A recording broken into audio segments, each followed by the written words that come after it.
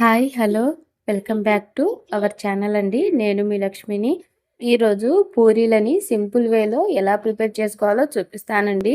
నిజానికి వంట రాని వాళ్ళు, అలాగే కొత్తగా పెళ్ళైన వాళ్ళు, ఎప్పుడు వంట దగ్గరికి వెళ్ళని వాళ్ళు పూరీ తినాలనిపిస్తే ఎలా చేసుకోవాలి అనేసి ఆలోచిస్తూ ఉంటారు కదా. వాళ్ళందరి కోసం అయితే నేను చాలా సింపుల్ వేలో అయితే చూపిస్తున్నానండి. పూరీలను కొంచెం కరెక్ట్ మెజర్మెంట్, కొన్ని వేయాల్సిన వస్తువులు కరెక్ట్గా వేస్తే అన్నీ కరెక్ట్గానే వస్తాయండి. ఫస్ట్ అయితే ఒక బౌల్ తీసుకోవాలండి. అందులో గోధుమ పిండి ఆశీర్వాద్ ఆటానైతే తీసుకున్నాను. అది 1 కప్పు అండి. అది పెద్ద బౌల్తో కొలుచుకున్నాను. చూస్తున్నారా, ఇది గోధుమ పిండి. ఇందులోకి ఒక చిన్న కప్పు మెజర్మెంట్ తీసుకోండి. అందులో సగం అండి, సగం అంటే సూజీ రవ్వ అయితే తీసుకున్నాను.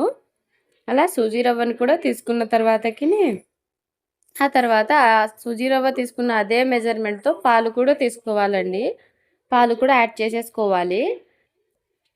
ఇక అందులో కొంచెం బేకింగ్ పౌడరు, ఆ తర్వాత కొంచెం సాల్ట్. బేకింగ్ పౌడర్ ఆప్షనల్ అండి, వేస్తే వేయొచ్చు లేకపోతే లేదు. ఇదేనండి బేకింగ్ పౌడరు, అది ఆప్షనల్ అండి. నేనైతే కొంచెం పొంగు రావాలి అనేసి బేకింగ్ పౌడర్ అనేది యాడ్ చేశాను. ఇప్పుడు వీటిని కలుపుకోవాలండి. పూరా కలుపుకునేదికి రాదు, కానీ ఇందులో కొంచెం వాటర్ కూడా యాడ్ చేసుకుంటూ కలుపుకోవాలి. అలా కలుపుకోవడం వలన మనకు మంచిగా చపాతీ పిండి ఎలా అయితే మంచిగా ముద్దలాగా వస్తుందో ఆ విధంగానే ఈ పూరీ పిండి కూడా రెడీ అవుతుంది. చూస్తున్నారా, దీన్ని ఒక 5 మినిట్స్ పాటు 5 to 6 మినిట్స్ పాటు పక్కనైతే ఉంచేసుకోవాలండి. ఇప్పుడు చూడండి పిండి ఎంత సాఫ్ట్గా వచ్చిందో, చాలా అంటే చాలా సాఫ్ట్గా వచ్చింది. ఇప్పుడు ఈ పిండి పూరి ప్రిపేర్ చేయడానికి రెడీ అయింది. ఇప్పుడు దీంతో ఇంకొకసారి మనము మెత్తగా రబ్ చేసుకుంటూ, ఆ తర్వాత చిన్న చిన్న ఉండలుగా, అదేనండి చిన్న చిన్న బాల్స్గా ప్రిపేర్ చేసుకోవాలి. నేను ఒక బాల్ని 2 పూరీలు అయితే చేసేస్తున్నానండి. నిజానికి అవన్నీ అట్లా రౌండ్గా చుట్టేసి మళ్ళీ ప్లేట్ అయితే పెట్టేస్తాను. ఇప్పుడు పూరీలు అయితే ప్రిపేర్ చేయడానికి ఫస్ట్ స్టవ్ వెలిగించి ఒక బాండ్లీ అయితే పెట్టేసుకోవాలి. అందులో ఆయిల్ అయితే యాడ్ చేసేసుకోవాలండి. ఎంత తగినంత, మనం డీప్ ఫ్రై కదా చేసేది, పూరీలు అనేవి డీప్ ఫ్రైనే చేయాలి కదా, అందుకనేసి ఆయిల్ కొంచెం ఎక్కువగా పడుతుంది.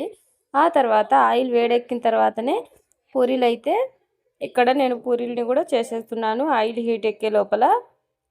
ఇదిగోండి పూరి చేసిన తర్వాత ఇదిగోండి ఇలా రావాలి. అంటే మరీ పలుచగా ఉండకూడదు, మరీ లావుగా ఉండకూడదు. ఇలా మధ్యస్థంగా ఉంటేనే పూరీలు మంచిగా వస్తాయి. ఇప్పుడు ఇలా ఉన్న పూరీని చూపిస్తున్నాను కదా, దీని లెవెల్ మీరు ఒకసారి చూసుకోండి. మధ్యస్థంగా ఉంటేనే బాగా వస్తుంది. పూరీలు అనేవి పొంగుతాయి. పొంగినా కూడా పూరీలు ఇవి అస్సలు మెత్తపడవు. ఎందుకంటే ఇందులో మనము సూజీ రవ్వని యాడ్ చేసాము, అలాగే మిల్క్ని కూడా యాడ్ చేసాం కాబట్టి. మిల్క్ యాడ్ చేయడం వలన పొంగుతుంది, సూజీ రవ్వని యాడ్ చేసాం కాబట్టి క్రిస్పీగా ఉంటుంది. అలాగే ఇలా ఎలా రావాలి అంటే పూరి కొంచెం గోల్డెన్ బ్రౌన్ కలర్లోకి రావాలండి. అంటే కొంచెం రెడ్డిష్ కలర్లో రావాలి. అంతవరకు మనం ఫ్రై చేసేసుకుంటూ ఉండాలి పూరీలని.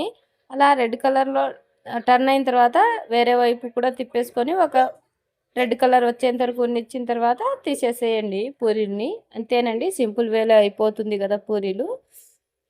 నేనైతే ఇక్కడ ఒకేసారి ఆయిల్ హీట్ ఎక్కే లోపల నేను 5 నుంచి 6 పూరీలను అయితే చేసేసాను. ఆ తర్వాత టకటక వేసేస్తాను అన్నట్టు.